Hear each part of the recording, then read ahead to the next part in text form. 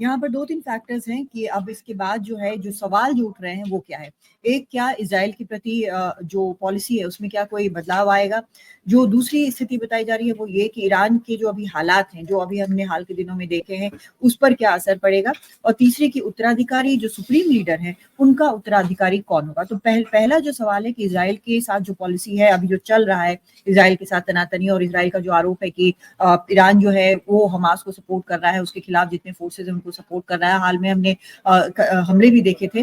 तो क्या उसमें कोई चेंज आएगा? तो जानकारों का कहना है कि उसमें कोई चेंज नहीं आएगा, क्योंकि ये एक स्टेट पॉलिसी है और जो भी रईसी ने किया वो सुप्रीम लीडर की सहमति के साथ और किया है।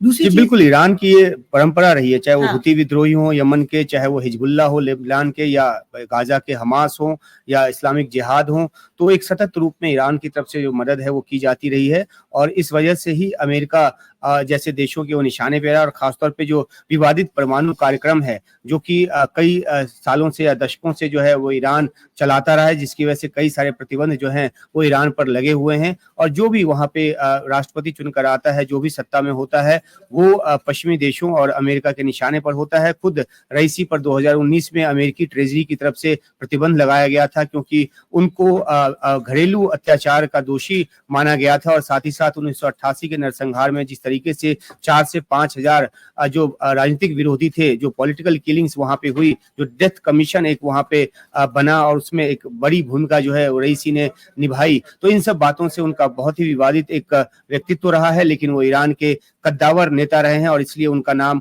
खुमैनी के उत्तराधिकारी के तौर पर भी लिया जाता था। लेकिन अब एक लल की स्थिति है और उत्तराधिकारी का जो चुनाव होगा उसके बारे में तो आप बताएंगे ही, लेकिन साथ ही साथ आगे और क्या कुछ कॉम्प्लिकेशंस इस डेथ के बाद हो सकते हैं, इसके बारे में हम बातचीत का सिलसिला जो है वो जारी रखेंगे।